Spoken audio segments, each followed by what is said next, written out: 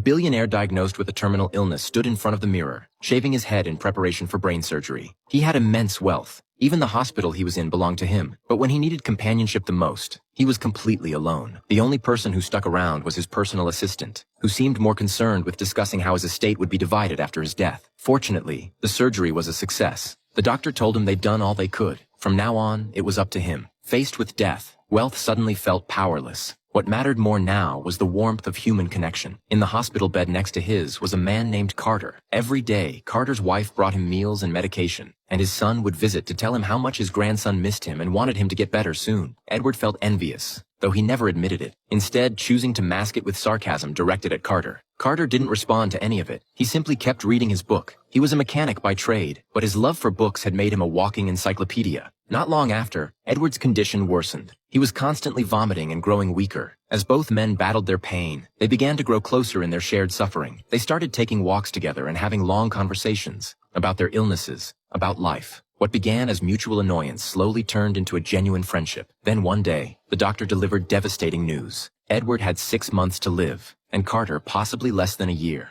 Stunned into silence, the two men looked at each other, fear written all over their faces. Carter crumpled up his half-finished bucket list and tossed it aside, feeling like dreaming of anything now was just pointless. But later, while cleaning the room, the assistant found the paper. Edward, curious, opened it and read Carter's modest wishes. To help a complete stranger from the heart. Laugh until I cry. Drive a race car. And others. Edward scoffed at how boring the list seemed, then grabbed a pen and added a few wild suggestions. Skydiving, getting a tattoo, traveling the world, even kissing the most beautiful woman in the world. At first, Carter was annoyed, but he couldn't help laughing at Edward's childish enthusiasm. Though the additions seemed ridiculous, a part of him felt excited by the idea. Edward looked him in the eye and suggested they actually do it, complete the list together. He had the money to make it all happen. Carter hesitated, unsure. Then Edward made a point. Rather than sit at home watching their family suffer over them, why not go out and really live, before it was too late? After giving it some thought, Carter finally agreed. Their first stop was skydiving. As they stood at the plane's edge, Carter panicked and shouted that he wanted to go home, but was pushed out anyway.